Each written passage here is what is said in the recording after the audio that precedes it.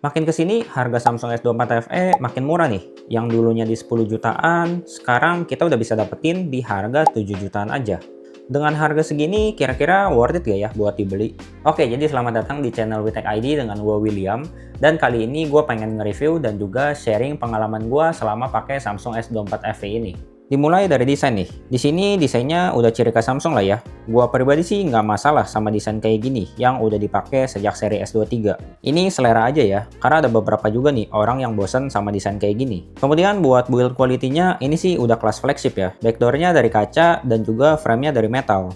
Kalau digenggam tanpa case, ini juga enak kok. Nggak ada sudut-sudut yang tajam nih. Paling yang gua kurang nyaman, itu dari bobotnya aja nih, yang cukup berat. Lanjut, di bagian depan, di sini ada layar AMOLED 6,7 inch dengan bezel yang termasuk tebal nih. Tapi gue pribadi sih selama pakai nggak ada masalah ya. Paling kalian bakalan ngerasa keganggu satu hari pemakaian di awal aja. Nextnya nanti kalian juga bakalan terbiasa kok sama bezel layarnya. Buat kualitas layarnya di sini udah mantep ya. Refresh rate-nya udah 120 Hz, dipakai scrolling enak, udah smooth. Dan buat brightness-nya ini gue pakai di bawah terik matahari pun masih cukup kelihatan nih. Cakep lah buat layarnya. Kemudian buat detail-detail tambahan, HP ini udah support eSIM, fingerprint-nya udah di layar yang cukup responsif, punya stereo speaker yang suaranya cukup bagus, haptic feedback-nya juga berasa bulat di sini, support wireless ataupun reverse wireless charging, dan udah punya sertifikasi IP68 nih. Kemudian di sektor performa, HP ini pakai chipset Exynos 2400E, RAM-nya 8GB LPDDR5X, dan juga storage UFS 4.0 sebesar 256GB. Dengan spek begini, buat sekarang sih masih termasuk cukup kenceng ya. Selama gue pakai juga nggak ada masalah kok,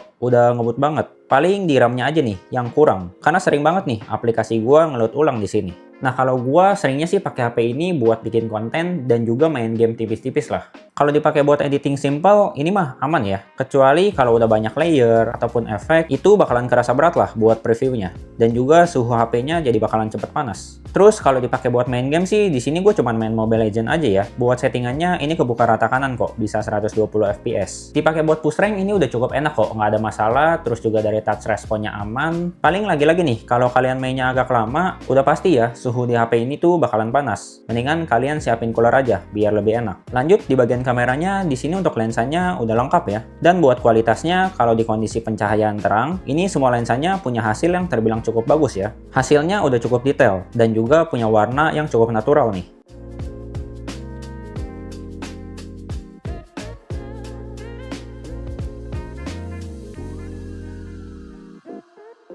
Sedangkan kalau udah masuk ke low light, kamera ultrawide-nya dan telenya secara kualitas udah turun banget nih. Noise-nya banyak, dan juga detailnya sangat menurun. Jadi kalau di kondisi low light, gua saranin sih kalian pakai kamera utama aja. Dan kalau buat kamera depannya juga masih oke kok. Lanjut buat perekaman video, kamera depannya ini maksimal di 4K 60fps, kamera tele dan ultrawide 4K 30fps, dan buat kamera utama dia maksimal di 8K 30fps. Kalau gue pribadi biasa rekamnya di 4K 30fps ya, biar bisa switching lensa nih pada saat perekaman. Buat kualitasnya sama kayak foto tadi ya, kalau di kondisi terang udah cakep lah semua lensanya. Buat perpindahan lensa ini bukan yang paling smooth ya, tapi udah oke kok. Dan juga warna di tiap lensa ini nggak terlalu jomplang hasilnya. Buat stabilisasinya juga udah terbilang cukup stabil ya, dan gue coba panning sih ini nggak ada patah-patah atau frame drop gitu. Cakep lah, gue sendiri sih pakai HP ini buat produksi konten-konten pendek ya. Kalau low light-nya juga sama nih. Paling ideal pakai kamera utama aja atau kamera depan lah masih oke. Dibanding kalian pakai kamera tele ataupun ultrawide.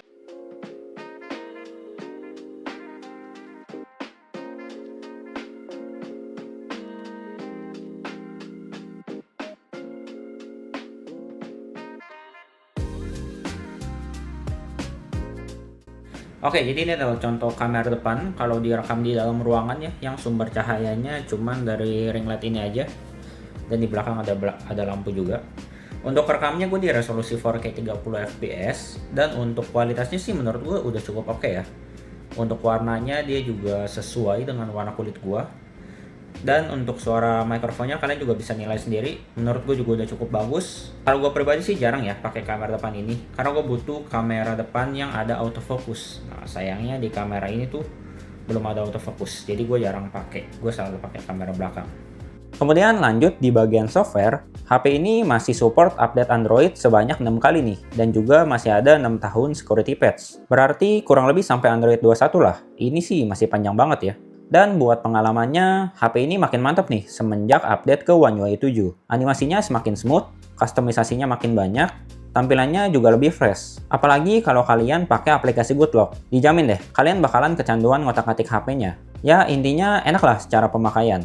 Udah minim bug, setiap bulan juga rutin nih update security patch, dan ini juga nggak ada iklannya ya. Oh iya, karena ini seri S, jadi di HP ini udah ada Galaxy AI yang cukup lengkap ya. Terus kita juga bisa akses fitur Samsung DeX di HP ini. Kalau gue pribadi sih jarang ya pakai Galaxy AI dan juga Samsung DeX. Jadi buat pengalamannya gue nggak bisa sharing lah di sini. Terakhir ini di sektor baterai ya. Kapasitasnya cuma di 4500 mAh dan support fast chargingnya sampai 25 watt aja. Buat baterainya sih di pemakaian gue ini boros ya. Di sini kalian bisa lihat aja SOT-nya di 4 jam dengan baterai tersisa 3%. Ini dengan catatan gue tuh pakai wifi ya, dan tanpa gaming nih. Kalau dipakai main game, ini sih bakalan lebih rendah nih buat SOT-nya. Terus ditambah buat charger kita nggak dapet, dan buat pengecasannya, ini juga cukup lama, di 1 jam 15 menit lah, dari lowbat sampai 100%. Jadi buat kesimpulannya sih, HP ini cukup menarik ya di harganya. Kalian udah bisa dapetin pengalaman ala flagshipnya Samsung. Cocok nih buat kalian yang baru mau ngerasain pengalaman pakai S-series, tapi nggak perlu keluarin duit sampai belasan juta. Dan kalau kalian mau cari HP yang all-rounder, HP ini juga bisa jadi pilihannya kalian kok. Paling dengan catatannya aja nih, di baterainya yang kurang oke. Sisanya udah oke kok buat di kelas harganya.